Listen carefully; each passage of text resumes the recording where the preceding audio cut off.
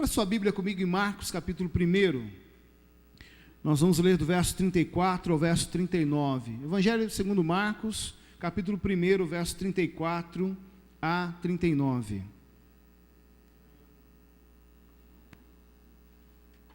Esse texto é um texto que fala sobre os primeiros passos do ministério de Jesus. São as primeiras informações, as primeiras ações de Jesus no seu ministério. Marcos, capítulo 1, verso 34 ao verso 39. O texto diz o seguinte: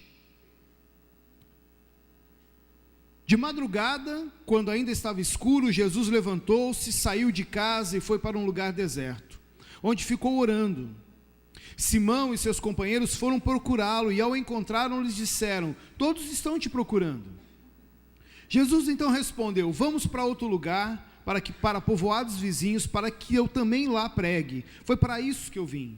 Então ele percorreu toda a Galileia, pregando nas sinagogas e expulsando demônios. Vamos orar, feche seus olhos. Pai, nós queremos que o Senhor fale aos nossos corações nessa manhã, que a Tua palavra possa penetrar nos nossos corações, possa encontrar solo fértil, possa brotar frutos, ó Deus, frutos para o Teu reino, frutos, ó Deus, para a expansão do Teu reino, em nome de Jesus, amém. Queridos, Jesus está começando o seu ministério, Jesus está começando a sua caminhada ministerial, e esse aqui é um dos relatos dessa interação que ele tem com seus discípulos já o estão acompanhando. Jesus já chamou seus discípulos, já separou os seus discípulos, e agora então ele começa o seu ministério, e esse fato acontece, e é interessante perceber aqui que os seus discípulos ainda estão num processo de aprendizagem, os seus discípulos ainda estão tentando entender ou compreender como aquele homem que se diz filho de Deus, como ele age, como ele ensina, como ele cura as pessoas, como ele liberta as pessoas. Tudo para os discípulos aqui é um aprendizado. E esse texto nos ensina para nós hoje, como igreja, algumas coisas muito especiais e muito necessárias. Eu tenho dito para você, eu disse aqui, que existem só na África, 300 milhões de pessoas que não conhecem o Evangelho. Não só não conhecem o Evangelho, como não têm nenhuma oportunidade de conhecer o Evangelho. Diferentemente de nós aqui no Brasil, seja aqui em Santos ou em Londrina, onde eu vivo, mesmo as pessoas que não conhecem o Evangelho nas nossas cidades, elas têm acesso ao Evangelho. E é por isso que nós insistimos e nós trabalhamos com a igreja nos dias de hoje sobre a necessidade da igreja se envolver com a obra missionária, da igreja se envolver na missão de Deus. E talvez antes de nós continuarmos aqui nesse texto, nós vamos precisar trabalhar aqui 3 conceitos básicos para que a gente possa dar continuidade. O primeiro deles é: o que é missão? O que será que realmente é missão? Missão é o que Jesus descreveu em Mateus capítulo 28. Missão, a tarefa essencial da missão, nada mais é do que levar o Evangelho a pessoas e lugares aonde não há Evangelho. Isso é missão. Qualquer outra coisa que não contemple levar o Evangelho de Jesus a lugares e pessoas aonde o Evangelho ainda não chegou, não é missão. Missão é levar o Evangelho a lugares e pessoas aonde ainda não há o Evangelho. E na MIAF, nós entendemos que a nossa missão em particular tem como tarefa estabelecer a igreja de Jesus Cristo através da pregação do Evangelho, formar líderes, mobilizá-los e seguir em frente. E se a missão é levar o Evangelho, a segunda pergunta é óbvia: o que é Evangelho? O que é o Evangelho? O Evangelho, meus irmãos, é a mensagem da salvação através da fé na vida, morte e ressurreição de Jesus. Qualquer outra coisa que não seja isso, a nossa fé na vida, morte e ressurreição de Jesus não é evangelho. Todas as outras coisas que nós fazemos por causa do evangelho. Elas são frutos do evangelho. Nós fazemos não porque somos missionários, mas porque somos cristãos. Nós amamos o próximo, nós providenciamos ajuda ao próximo, nós providenciamos alimento ao faminto, saúde ao necessitado, não porque nós somos missionários, mas porque nós somos cristãos. Essas coisas são frutos do evangelho. O evangelho é a mensagem de salvação em Jesus Cristo. E como o evangelho avança?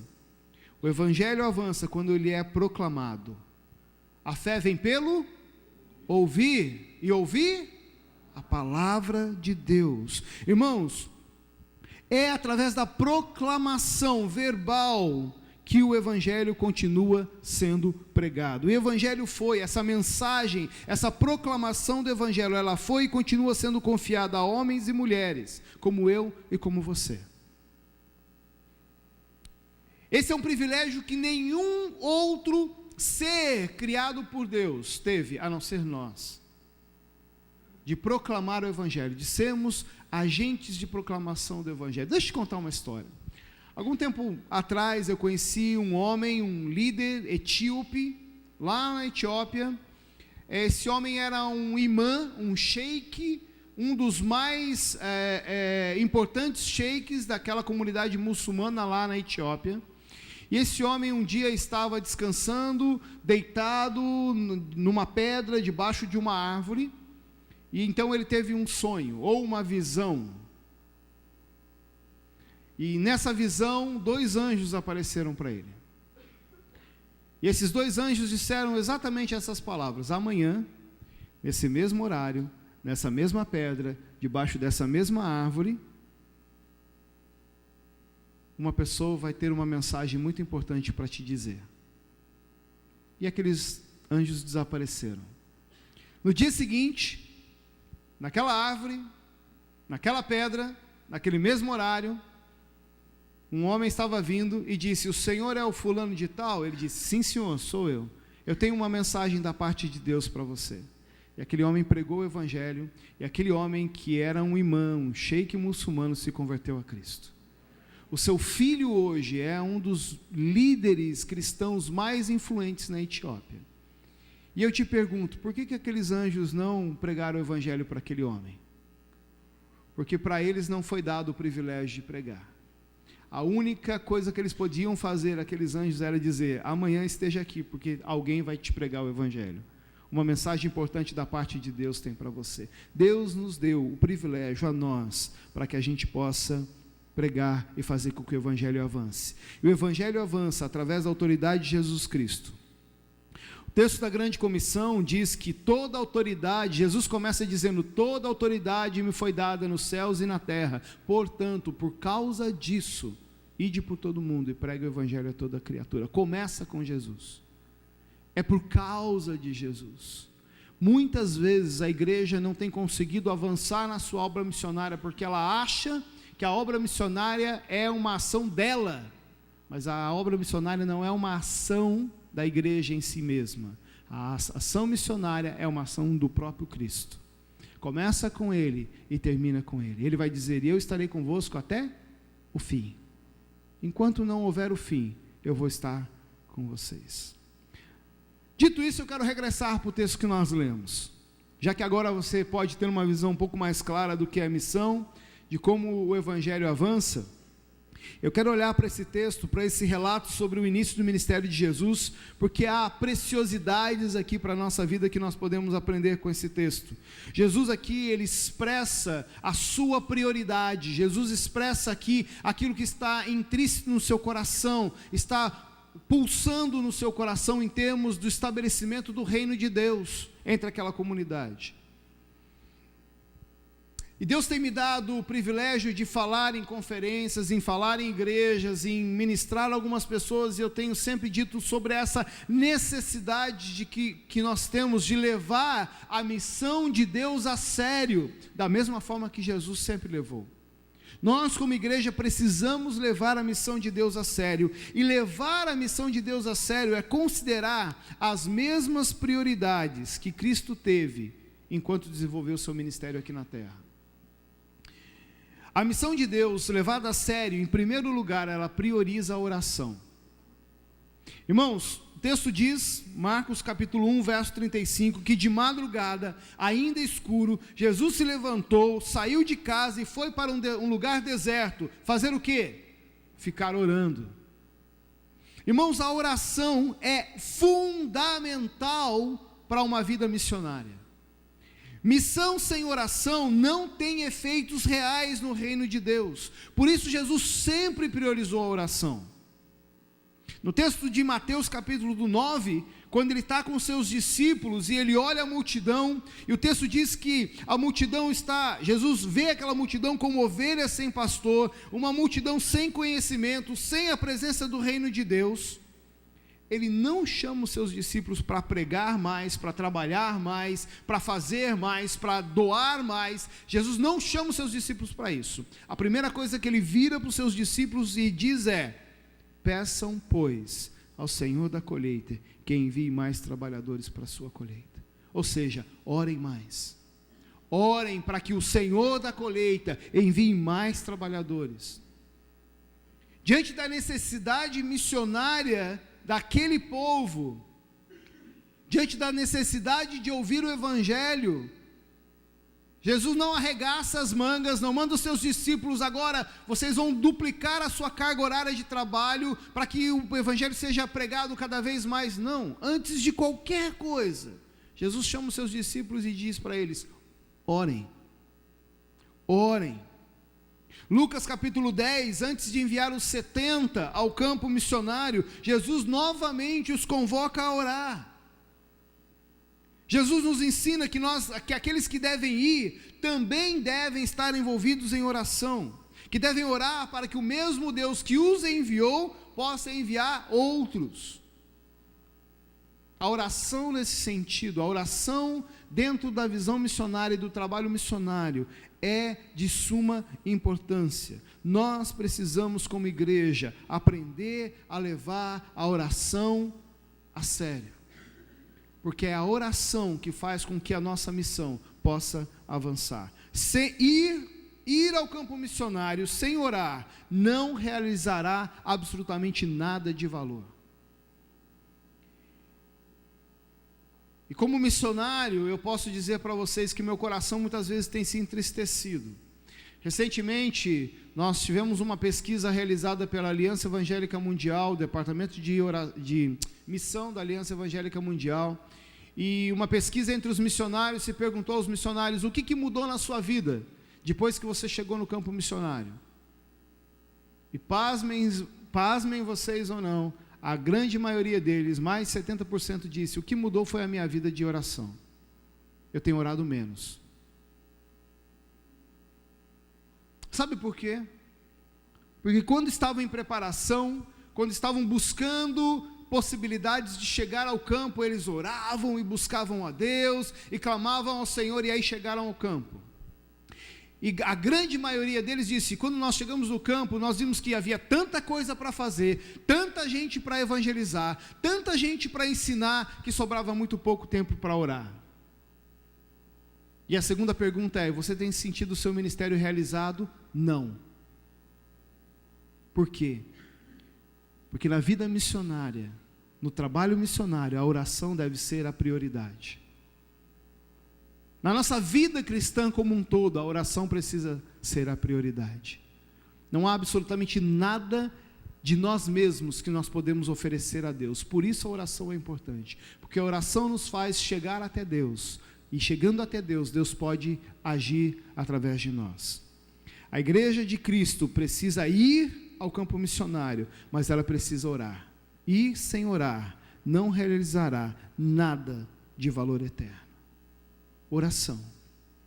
Por isso nós temos convocado a igreja, dado materiais na mão da igreja para que ela possa orar, porque nós sabemos que Deus só pode alcançar esses mais de 1.000 povos na África, mais de 300 milhões de pessoas no continente africano. Sem a presença do Evangelho, Deus só pode alcançá-los se a igreja se levantar em oração. Mas a missão levada a sério também é expressada na prioridade. É interessante notar que o que ocorreu com os discípulos nesse texto, e com a multidão que foi atendida por Jesus nos capítulos anteriores, é a mesma situação que muitas vezes nós temos, ou vivemos, ou vivenciamos. As pessoas estão tão impressionadas com o que Jesus fez, as pessoas estão tão alegres com aquilo que Jesus fez, como Ele curou, como Ele libertou, como Ele pregou, que elas querem Ele por perto. Elas não querem considerar a possibilidade de Jesus não estar ali permanentemente ao redor deles. E aí então eles elegem Pedro. De vez em quando eu tenho um pouco de dó de Pedro, porque Pedro entra numas enrascadas. E aqui nesse caso ele entrou por causa da multidão ali. O Pedro se torna o porta-voz da multidão. E o texto diz que Pedro então é o cara que vai lá atrás de Jesus, fala: puxa, Jesus, onde o senhor estava? A gente estava procurando o senhor. E Jesus então tem uma visão um pouco diferente daquela que a multidão e Pedro estão tendo naquele momento. A sua presença não é agora, não é para aqueles que já experimentaram a sua glória, mas a sua presença é necessária para aqueles que ainda não ouviram. E Jesus vai dizer para Pedro: agora é hora de ir para outro lugar. Agora é hora de avançar um pouco mais, porque esses já experimentaram o reino de Deus, esses já experimentaram a presença de Deus nas suas vidas, foram curados, foram libertos, ouviram a pregação do Evangelho. Agora é hora de ir para aqueles que ainda não tiveram a mesma oportunidade. Jesus vira para Pedro e diz: vamos para outro lugar, vamos para povoados vizinhos, para que também lá eu pregue, porque foi para isso que eu vim. Queridos, Jesus veio para aqueles que ainda não o conhecem. Jesus veio para que todos tenham a oportunidade de ouvir as boas novas da salvação em Cristo Jesus. Foi para isso que Jesus veio. E o que Jesus está dizendo aqui para os seus discípulos e para a multidão é que enquanto houver uma só pessoa sequer que não me conhece, que não conhece as boas novas de salvação, eu preciso continuar me movendo. A prioridade de Jesus está entre aqueles que não o conhecem. A prioridade de Jesus está entre aqueles que ainda não tiveram o privilégio de serem libertos do seu pecado, de serem redimidos pela cruz, de serem redimidos pelo sangue do Cordeiro. E o texto diz então que Jesus expressa a sua prioridade. É necessário que eu vá e pregue para povos vizinhos, porque foi para isso que eu vim. Em outras passagens bíblicas, nós já vimos Jesus expressar a sua prioridade.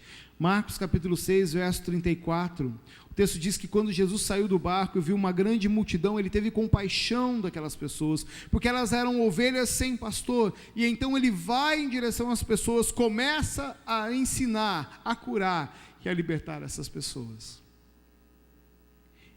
Mateus capítulo 5, verso 1 e 2, no texto do Sermão do Monte, o texto diz que vendo as multidões, Jesus sobe ao monte, se assenta, seus discípulos se aproximam dele e ele começa então a ensinar. Em todas as vezes em que Jesus viu necessidade da sua presença, ele se move em direção a essas pessoas. E como eu gostaria, como há um desejo ardente do meu coração, que a igreja possa ter esse mesmo sentimento de prioridade. Nós vamos em direção àqueles que ainda não conhecem.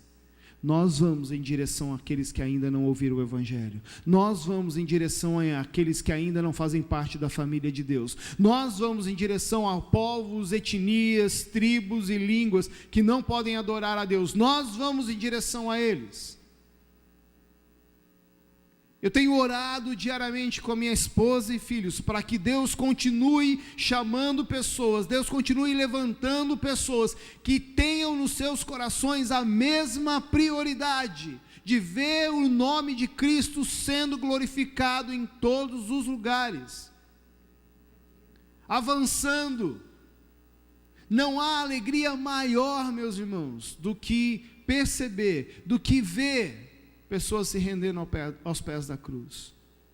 Eu me lembro que logo no meu começo da minha carreira ministerial, eu fui visitar uma dessas tribos e, conversando com uma mulher, abordei uma mulher e eu disse para ela: escuta, a senhora já ouviu falar de Jesus? E a resposta dela foi a mais hilária e engraçada possível, mas a mais triste e a que mais me causou angústia no coração ao mesmo tempo. Ela disse assim: olha, meu filho, ele não deve morar por aqui, porque eu nunca ouvi falar desse rapaz. E alguns anos depois, Deus me deu o privilégio de batizar essa mulher. 84 anos, eu fui visitá-la depois de algum tempo e ela disse: eu estou muito feliz porque eu estava esperando você, porque eu queria ser batizada por você. E aí então a gente foi num rio que havia debaixo de um lugar onde a gente se reunia, e eu tive o privilégio de batizá-la, tive o privilégio de servir a ceia para ela pela primeira vez, e nunca mais a vi. Deus moveu de alguma forma, foi me colocando em outras áreas de ministério, eu nunca voltei para aquele local. Voltei recentemente, mas ela já havia morrido. E uma das coisas que me consola o coração é saber que aquela mulher um dia vai estar junto comigo diante do trono do Cordeiro. Prioridades. Nós não podemos perder as nossas oportunidades e prioridades de fazer com que Cristo seja glorificado entre todas as nações e todos os povos. Perder essa oportunidade é talvez perder a única oportunidade que nós temos de ver pessoas se rendendo aos pés da cruz. Se o que Paulo disse à igreja de Corinto é verdade, e eu creio que é, Paulo diz que nós nos tornamos embaixadores do reino, e a nós foi nos confiada a mensagem da reconciliação. Isso significa que Deus nos deu, a nós, igreja, a responsabilidade de pregar a mensagem de reconciliação da humanidade com Deus. E uma das coisas que mais me angustiam é quando eu deixo passar essas oportunidades. É quando eu não ouço com clareza a vontade de Deus e acabo perdendo as oportunidades que Ele coloca diante de mim. Prioridade. Mas a missão de Deus também, a missão de Deus levada a séria, ela é expressa na urgência. Jesus está com seus discípulos, Ele não só expressa a prioridade dEle, que é fazer com que o Evangelho chegue aonde ele ainda não chegou, mas Ele também mostra a urgência na tarefa missionária. Porque o texto diz que imediatamente quando ele fala isso aos seus discípulos, imediatamente o texto diz que então ele percorreu toda a Galileia, pregando nas sinagogas e expulsando os demônios. Jesus não só convoca, Jesus não só mostra aos seus discípulos a prioridade, mas ele sai imediatamente pregando e continua pregando em toda a Galileia. Há um senso de urgência no coração de Cristo, para que as pessoas possam se reconciliar com Deus. Uma das crises da igreja atual é não perceber a urgência que existe no que tange a pregação do Evangelho. Queridos, são milhares e milhares de pessoas que morrem todos os dias, sem terem a oportunidade de conhecer Cristo como seu Senhor e Salvador. E nós precisamos entender a urgência, nós precisamos entender, o mundo está se definhando em ideologias demoníacas, em falência das instituições, e nós, cristãos, que temos a resposta ao mundo, estamos fazendo o quê? Muitas vezes nós estamos indo na contramão daquilo que Deus espera que a gente faça. Irmãos, eu não sou um cara muito fácil de se decepcionar. Eu sou, muitas vezes, eu ia dizer persistente, minha esposa ia dizer turrão, mas eu ainda creio que há esperança para as pessoas. Eu luto por isso, eu luto pelas pessoas, mas às vezes eu me frustro profundamente com a igreja e com os crentes. E eu estou sendo muito honesto aqui para você. Falei para você desse movimento que tem tido de imigração por todo o mundo. Mais de 65 milhões de pessoas têm migrado por todo o mundo, e a grande maioria deles são povos muçulmanos. Você tem ouvido na televisão o que tem acontecido na Síria, como as pessoas têm movido, como tem ido para a Europa e todo esse movimento. E o que mais me assusta não é o movimento migratório em si mesmo, mas o que mais me assusta é a reação de muitos cristãos, inclusive pastores, inclusive líderes, acusando e condenando essas pessoas diretamente ao inferno. E você não precisa ir longe, é só você olhar lá no seu Facebook o que as pessoas têm dito, é só você olhar o que o modo com que alguns líderes, inclusive cristãos, têm se expressado. Eu nunca vi a igreja, e eu vou falar brasileira, porque é o nosso contexto, eu nunca vi a igreja brasileira demonstrar tanto xenofobismo como ela tem demonstrado nos dias de hoje. Pessoas que deveriam expressar o amor, expressando ódio. Pessoas que deveriam expressar a graça de Deus, expressando condenação. Como se nós fôssemos muito melhores do que essas pessoas. E eu posso falar isso para você com toda a autoridade, de quem vive no mundo muçulmano, de quem convive com os muçulmanos. É muito triste que aquilo que nós conhecemos sobre o islamismo e sobre os muçulmanos é só aquilo que a gente vê na TV. A verdade é que a grande maioria das pessoas acham que todo muçulmano é um terrorista, que todo muçulmano vai entrar em algum lugar e explodir uma bomba. Mas deixa eu te falar uma coisa. Eu conheço muitos muçulmanos e não há nenhuma diferença entre eles. Aliás, há uma diferença entre eles e eu, ou entre eles e você. Só uma. Não há nenhuma outra. A única diferença entre eles e nós é que nós já conhecemos a graça de Deus. E eles estão esperando por essa oportunidade. Um desses barcos, esses que a gente vê na televisão, nos jornais, com 600 pessoas, num bote que cabe 40, 600 pessoas, fazendo a travessia do mar Mediterrâneo, saindo do norte da Líbia, em direção ao sul da Itália. Eu tive agora a oportunidade de ir à Espanha, numa conferência, numa reunião. Fui fazer um passeio de barco. Detalhe, eu não gosto de água. Eu tenho alguns problemas com água. Eu não sou um fã de mar, de piscina, nada disso. E fui fazer um passeio de barco, por muita insistência dos meus amigos ali, exatamente no mar Mediterrâneo. Depois de 5 minutos, o barco estava indo lá em cima, indo lá embaixo, indo lá em cima, indo lá embaixo. Eu já estava azul, de medo. Não era nem passando mal, era de medo mesmo. Eu sei, porque o mar Mediterrâneo é muito agitado, venta muito. E essas pessoas têm feito essa travessia. E nesse barco, 600 pessoas, atravessando o mar Mediterrâneo, durante a noite, uma tempestade muito forte veio e atingiu esse barco. E o fim desse barco poderia ser o mesmo de muitos, muitos e muitos outros que têm naufragado e pessoas têm morrido quase que todas as semanas. Mas nesse caso, por algum motivo, aconteceu algo inesperado. E o que eu vou relatar para vocês agora foi um testemunho de uma das pessoas que vivenciou isso. Aquele barco, no meio da tempestade, praticamente indo a pique, naufragando, as pessoas daquele barco extremamente assustadas, extremamente preocupadas com a sua família, com as crianças que estavam ali, no meio da tempestade avistaram uma pessoa. E aparentemente essa pessoa estava andando sobre as águas. E essa pessoa não disse nada. Ela levantou as mãos, a tempestade acabou, e eles conseguiram chegar na praia no sul da Itália.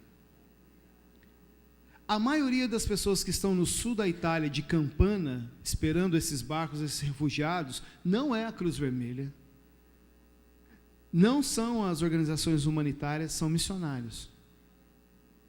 E aí então os missionários receberam esse barco. Você imagina como estava o coração, a mente, as ideias e tudo dessas pessoas. Eles estavam completamente assustados. Então começaram a falar: olha, nós não sabemos o que aconteceu. A verdade é que nós estávamos para morrer, nosso barco ia naufragar, e de repente nós tivemos uma visão, não foi um de nós, todos nós vimos aquela pessoa, aquele homem, andando sobre as águas, ele levantou as mãos, a tempestade acabou e a gente chegou aqui. A gente não sabe como isso aconteceu, mas a gente chegou aqui. Aí os missionários falaram assim: a gente sabe quem é esse cara. Inclusive, não é a primeira vez que ele faz isso.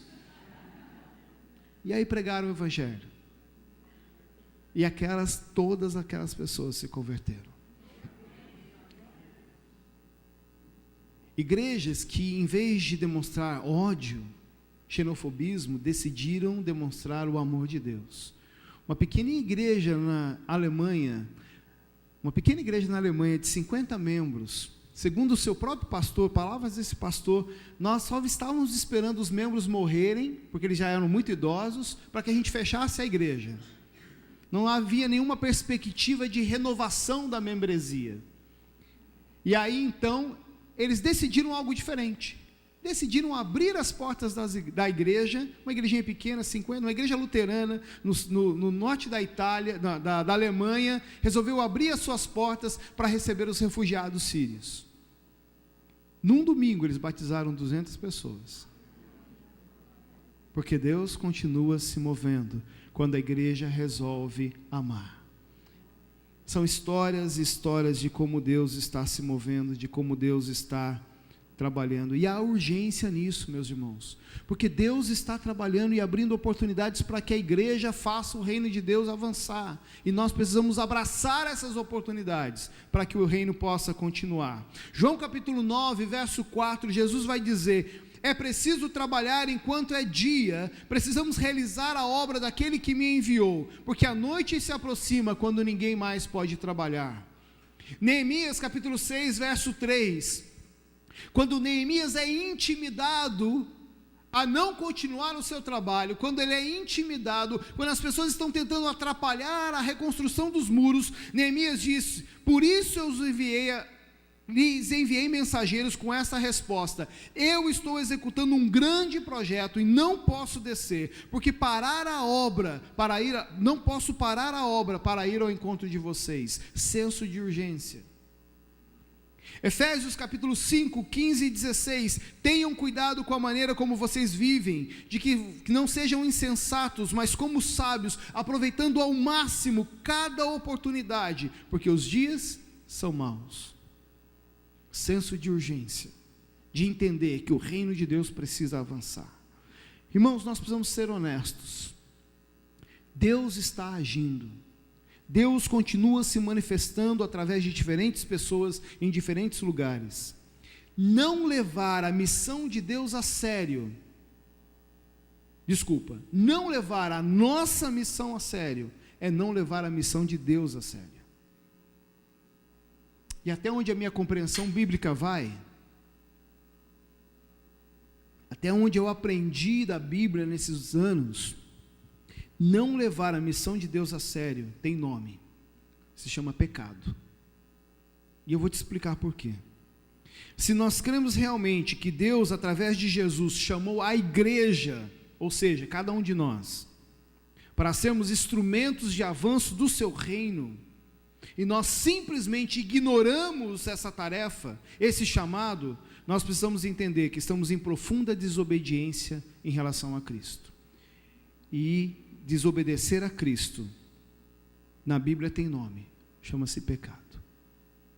Uma vez eu estava numa conferência e alguém me perguntou exatamente isso: Paulo, por que você acha que, qual é o motivo da igreja não avançar ainda mais na obra missionária? Eu disse: pecado. Porque nós sabemos o que temos que fazer, não fazemos, desobedecemos, pecamos. É hora da igreja se levantar, é hora de nós levantarmos nossos olhos, olharmos para os campos. Jesus disse que os campos estão brancos para a colheita, prontos para serem colhidos. Nós precisamos levantar os nossos olhos, olhar para o campo, arregaçarmos as nossas mangas, nos assumirmos um papel missionário como igreja, levar a nossa missão a sério, a nossa vida com Deus a sério, nos envolvemos na obra missionária através da oração, para que Deus continue agindo através da igreja, definindo as nossas prioridades, entendendo o senso de urgência, para que o mundo seja transformado, para que o nome de Deus seja glorificado, para que Cristo seja exaltado, e para que a visão de João possa fazer sentido, onde todos nós estaremos com gente de todas as nações, de todos os povos, de todas as línguas, glorificando e declarando que a salvação pertence ao nosso Deus. Feche seus olhos, eu quero orar com você. Pai, obrigado pela tua palavra. Pai, antes da tua palavra, obrigado por esse privilégio tão maravilhoso que o Senhor nos dá, de podermos participar da tua obra, de sermos, ó Deus, embaixadores do seu reino. Obrigado por ter confiado a nós como igreja a mensagem da proclamação do teu evangelho. E Pai, muitas vezes eu sou falho, eu tenho dificuldades e eu preciso da tua mão sobre mim, do teu espírito sobre mim, da ação do Senhor sobre a minha vida, para que eu possa te obedecer. Tira de mim, Pai, tudo aquilo que me impede de chegar até o Senhor, de obedecer a tua palavra, de obedecer a tua mensagem, de obedecer o teu mandamento, de fazer o teu nome conhecido entre as nações, seja em Santos, seja na África, seja em qualquer lugar onde o Senhor me mover, seja através da minha oração, seja através da minha oferta missionária, seja, quem sabe, através do chamado que o Senhor tem colocado no meu coração. Não permita que os meus olhos, o meu coração se desvie do teu chamado, Pai, mas me leva a uma vida de obediência, uma vida de oração pela tua obra, uma vida de priorização, Deus, da obra missionária e do senso de urgência, para que o teu nome seja proclamado entre todas as nações, em nome de Jesus. Amém. Deus te abençoe, Deus possa mover o seu coração em direção à obra missionária, e nós estamos aí à sua disposição para conversar com você e tirar qualquer dúvida que você tenha. Deus abençoe.